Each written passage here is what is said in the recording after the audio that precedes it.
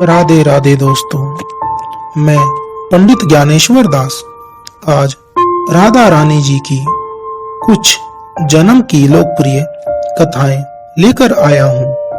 राधा रानी जी को कौन नहीं जानता। इनका प्रिय नाम जो कि इनके पिताजी के नाम पर है, वृषभानुजा, इनको बहुत प्रिय है। ये करुणा की देवी है। ये किसी भी जीव को दुखी नहीं देख सकती।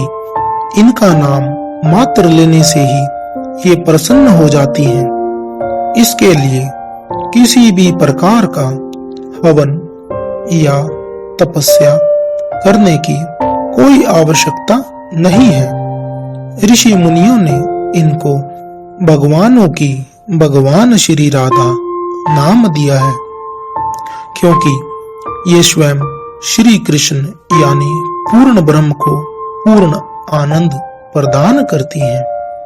जिस प्रकार हम अपने घर में ऐसी व्यवस्था करते हैं जिससे कि हमें सारी सुख सुविधाएं अपने घर में ही प्राप्त हों, उसी प्रकार भगवान श्री कृष्ण भी इस भूलोक में ऐसी व्यवस्था कर गए हैं कि जो प्राणी श्री राधा रानी का नाम लेता है उसे अपने जन्म में सारी सुख सुविधाएं प्राप्त होती हैं। राधा रानी कीर्ति सुता है। जो इनका नाम लेता है उसे कीर्ति प्राप्त होती है। कीर्ति यानी प्रसिद्धि। उसकी प्रसिद्धि चारों दिशाओं में होती है। भगवान श्री कृष्ण के अनुसार राधा नाम जपने वाला पंडित, धनवान, कीर्तिवान, दीर्घायु और सभी सुखों को प्राप्त करने वाला होता है। राधे मैया के नाम का मैं और क्या गुणगान करूं। मेरी वाणी सक्षम ही नहीं है उनके पूर्ण गुणगान के लिए, उनकी उदारता का व्याख्यान करने के लिए। आइए दोस्तों, जानते हैं वो लोकप्रिय कथाएं। राधा जी के जन्म की सबसे लोकप्रिय कथा यह है कि वृषभानु जी को एक सुंदर शीतल सरोवर में सुनहरे कमल में एक दिव्य कन्या लेटी हुई मिली। वे उसे घर ले आए, लेकिन वह बालिका आंखें खोलने को राजी ही नहीं थी। पिता और माता ने समझा कि वे देख नहीं सकती, लेकिन प्रभु लीला ऐसी थी कि राधा सबसे पहले श्री कृष्ण को ही देखना चाहती थी। अतः जब बाल रूप में श्री कृष्ण जी से उनका साक्षात्कार हुआ तो उन्होंने आंखें खोल दी। एक अन्य कथा के अनुसार राधा द्वापर युग में श्री वृषभानु के घर प्रकट होती हैं। कहते हैं कि एक बार श्री राधा गोलोक विहार से रूठ गई। इसी समय गोप सुदामा प्रकट हुए। राधा का मान उनके लिए असह्य हो गया। उन्होंने श्री राधा की भर्त्सना की। इससे कुपित होकर राधा ने कहा, सुदामा, तुम मेरे हृदय को संतप्त करते हुए असुर की भांति कार्य कर रहे हो, अतः तुम असुर योनि को प्राप्त हो। सुदामा कांप उठे, बोले गोलोकेश्वरी, तुमने मुझे अपने शाप से नीचे गिरा दिया।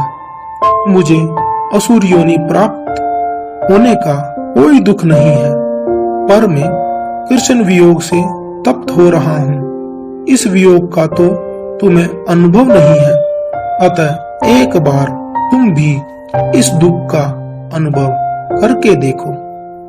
द्वापर में श्री कृष्ण के अवतरण के समय तुम भी अपनी सखियों के साथ गोप कन्या के रूप में जन्म लोगी और श्री कृष्ण से विलग रहोगी। सुदामा को जाते देखकर श्री राधा को अपनी त्रुटि का आभास हुआ और वे भय से कातर हो उठी। तब लीलाधारी श्री कृष्ण ने उन्हें सांत्वना दी कि हे देवी, यह शाप नहीं अपितु वरदान है। इसी निमित्त से जगत में तुम्हारी मधुर लीला रस की सनातन धारा प्रवाहित होगी, जिसमें नहाकर जीव अंत काल तक कृत्य होंगे। इस प्रकार पृथ्वी पर श्री राधा का अवतरण द्वापर में हुआ। नृगपुत्र राजा सुचंद और पितरों की मानसी कन्या कलावती ने 12 वर्षों तक तप करके श्री ब्रह्मा से राधा को पुत्री रूप में प्राप्ति का वरदान मांगा। फलस्वरूप द्वापर में वे राजा वृषभानु और रानी कीर्तिदा के रूप में जन्मे। दोनों पति पत्नी बने। धीरे धीरे श्री राधा के अवतरण का समय आ गया। संपूर्ण व्रज में कीर्तिदा के गर्भ धारण का समाचार सुख सत्रोत्र बनकर फैलने लगा। सभी उत्कंठा पूर्वक प्रतिष्ठा करने लगे। वह मुहूर्त आया। भाद्रपद की शुक्ला अष्टमी चंद्रवासर मध्याह्न के समय आकाश मेघाच्छन्न हो गया। सहसा एक ज्योति प्रसूति गृह में फैल गई। यह इतनी तीव्र ज्योति थी कि सभी के नेत्र बंद हो गए। एक क्षण पश्चात गोपियों ने देखा कि शत सहस्त्र शरत चंदों की कांति के साथ एक नन्ही बालिका कीर्तिदा मैया के समक्ष लेटी हुई है। उसके चारों ओर दिव्य पुष्पों का ढेर है। उसके अवतरण के साथ नदियों की धारा निर्मल हो गई। दिशाएं प्रसन्न हो उठी। शीतल मंद पवन अरविंद से सौरभ का विस्तार करते हुए बहने लगी। पद्म पुराण में भी एक कथा मिलती है कि श्री वृषभानु जी यज्ञ भूमि साफ कर रहे थे तो उन्हें भूमि कन्या रूप में श्री राधा प्राप्त हुई। यह भी माना जाता है कि विष्णु के अवतार के साथ अन्य देवताओं ने भी अवतार लिया। वैकुंठ में स्थित लक्ष्मी जी राधा रूप में अवतरित हुई। कथा कुछ भी हो, कारण कुछ भी हो, राधा बिना तो कृष्ण है ही नहीं। राधा का उल्टा होता है धारा। धारा का अर्थ है करंट, यानी जीवन शक्ति। भागवत की जीवन शक्ति राधा है।